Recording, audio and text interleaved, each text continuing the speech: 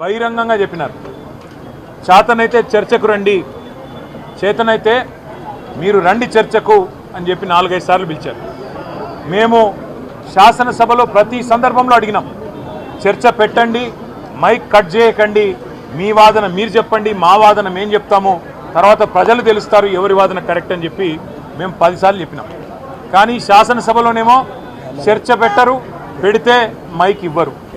ఆఖరికి మా ఆడబిడ్డలు 4.5 గంటలు నిలబడి 4 నిమిషాలు 4 సెకండ్లు మైక్ ఇవ్వమంటే కూడా మైక్ ఇవ్వలేదు.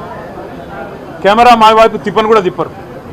అందుకే మొన్న ముఖ్యమంత్రి గారు ముచ్చటపడి కేసీఆర్ వస్తారా, కేటీఆర్ వస్తారా, రైతు సంక్షేమం కోసం కాంగ్రెస్ ఏం చేసింది, బీఆర్ఎస్ ఏం చేసింది, ఎక్కడ చర్చకు వస్తారో రండి అని ముఖ్యమంత్రి గారు ముచ్చటపడితే తప్పకుండా ముఖ్యమంత్రి గారి సవాల్ను మేము స్వీకరిస్తున్నామని చెప్పి, మరి కేసీఆర్ గారు వస్తారా, కేటీఆర్ వస్తారా అంటే నీ స్థాయికి కేసీఆర్ గారు అవసరం లేదు, మేము సరిపోతామని చెప్పి ఆయన సవాల్ను మేము స్వీకరించి ముఖ్యమంత్రి గారికి అదే రోజు నేను విజ్ఞప్తి చేసిన, అయ్యా మీరు ఎక్కడ రమ్మంటే అక్కడికి వస్తా, అసెంబ్లీకి రమ్మంటే అసెంబ్లీకి వస్తాం, లేదా నీ జూబ్లీ హిల్స్ ప్యాలెస్కి రమ్మంటే ప్యాలెస్కి వస్తాం, లేదా సెక్రటేరియట్లో పెడితే సెక్రటేరియట్కి వస్తాం, అంబేద్కర్ కాడ చర్చ పెడతానంటే ఆడికి వస్తాం.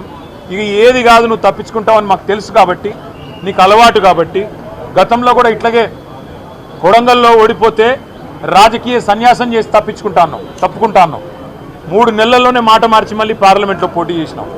అట్లాగే హైదరాబాద్ GHMCలో బీఆర్ఎస్ కనుక సొంతంగా గెలిస్తే నేను రాజకీయాలు సన్యాసం తీసుకుంటాను, అప్పుడు మాట తప్పినావు. అందుకే నీ మాట మీద నమ్మకం లేదు కాబట్టే మేమే చెప్పినాం, మా పార్టీ తరఫున మేము ప్రెస్ క్లబ్ బుక్ చేస్తాం, ఆ ప్రెస్ క్లబ్కు మీరు రండి 11 గంటలకు జూలై 8 తారీఖు నాడని చెప్పినాం. చెప్పినట్టుగానే కొడంగల్లో ఎక్కడో కాదు, ముఖ్యమంత్రి గారి సొంత నియోజకవర్గం కొడంగల్లో కూడా ఇంతవరకు రైతు బంధు పడని 670 మంది జాబితాతో సహా, రైతుల జాబితాతో సహా, వాళ్ళ పేర్లు, ఫోన్ నంబర్లు, వాళ్ళ ఇంటి అడ్రస్తో సహా మేము చర్చకు సిద్ధమై బయలుదేరిపోతూ ఉన్నాం.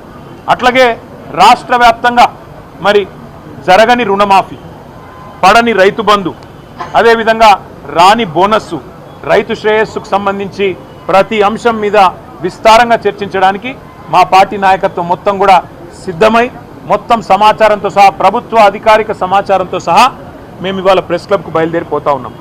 ముఖ్యమంత్రి గారు నిన్ననే బయలుదేరి ఢిల్లీ పోయినారంట. మేము అనుకున్నాం వస్తారేమో అనుకున్నాం, ఆయనే ముచ్చటపడి పిలిచిండు కదా వస్తారేమో అనుకున్నాం, రావడం లేదని నేను అనుకుంటా ఉన్నాను, ఎందుకంటే ఢిల్లీలో ఉన్నానని చెప్తున్నారు. మరి వ్యవసాయ మంత్రి గారు వస్తారా, లేదా ఇంకెవరన్నా బాధ్యత గల మంత్రి గారు వస్తారా, లేక ఉప ముఖ్యమంత్రి గారు వస్తారా మాకు తెలియదు. ఎందుకంటే ముఖ్యమంత్రి గారు స్వయంగా విసిరిన సవాల్ కాబట్టి తప్పకుండా వారి ప్రభుత్వం నుంచి ఎవరన్నా ఒక బాధ్యత గల వ్యక్తి వస్తారని నేను అనుకుంటా ఉన్నా. మేము పోతాము, అక్కడ ఎదురు చూస్తాం. ఎవరన్నా బాధ్యత గల మంత్రో ఉప ముఖ్యమంత్రో వస్తే వారితో కూడా మాకేం బేసిజం లేదు, ముఖ్యమంత్రి రావాలి అని మేమేం అంటలేం.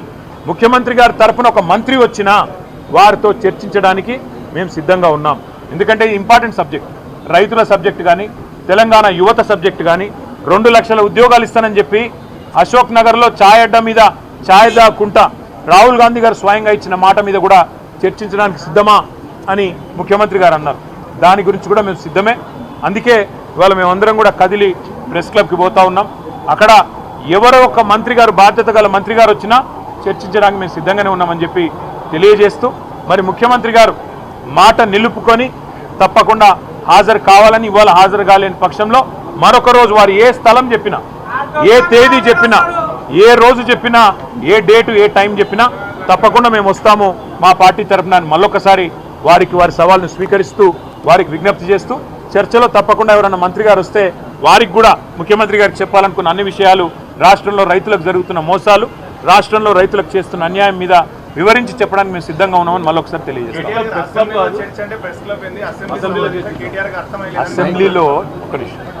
అసెంబ్లీలో చర్చ అంటే అక్కడ మైకు ఇయ్యరు, కట్ చేస్తారు. అయినా అసెంబ్లీలో కూడా మేము రెడీగానే ఉన్నాం. మైక్ కట్ కాకుండా, మైకు కట్ చేయకుండా మా వాదన మమ్మల్ని వినిపించే అవకాశం ఇవ్వనండి. కెమెరా మాదికు పెట్టరు, మైకు కట్ చేస్తారు.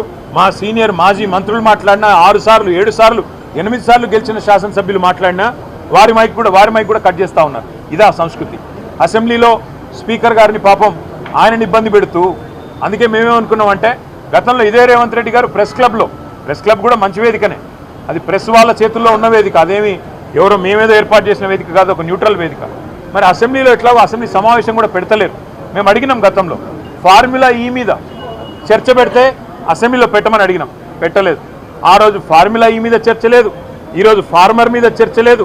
ఎక్కడ అసెంబ్లీలో చర్చకు కూడా అవకాశం లేకుండా చేస్తూ ఉన్నారు. కాబట్టే మరి ప్రెస్ క్లబ్ అయినా రెడీ. రేపు అసెంబ్లీలో పెడతాను ముఖ్యమంత్రి గారు మాటిస్తే, మైక్ కట్ చేయకుండా స్పీకర్ గారు కనుక మాటిస్తే తప్పకుండా మా పార్టీ తరఫున మేము మాట్లాడతాం, వారి ఛాలెంజ్ స్వీకరిస్తాం. ఇప్పుడు కేసీఆర్ గారే నడుపుతున్నారా ప్రభుత్వాన్ని, లేక ఇంకెవరైనా నడుపుతున్నారా మాకే తెలియదు. ఇప్పుడు కేసీఆరే అసెంబ్లీ పెట్టాలి, కేసీఆరే నిర్ణయాలు చెప్పాలి, కేసీఆరే ముందు చెప్పాలి ఏదైనా సరే. మరి మీకు కదా ప్రజలు ఓట్లేసింది, మీకు కదా 420 హామీలు, మీరిచ్చిన హామీల ఆధారంగా కదా ప్రజలు ఓట్లేసింది. కాబట్టి నీకు చేతనైతే ప్రభుత్వాన్ని నడుపు, లేదా తప్పుకో కేసీఆర్ గారికి అప్పచెప్పు, ఏం చేయాలో మేము చేసి చూపెట్టాం. Thank you. రారు అని ముందే మీరే డిసైడ్ అయిపోయారా? పారిపోయిందా?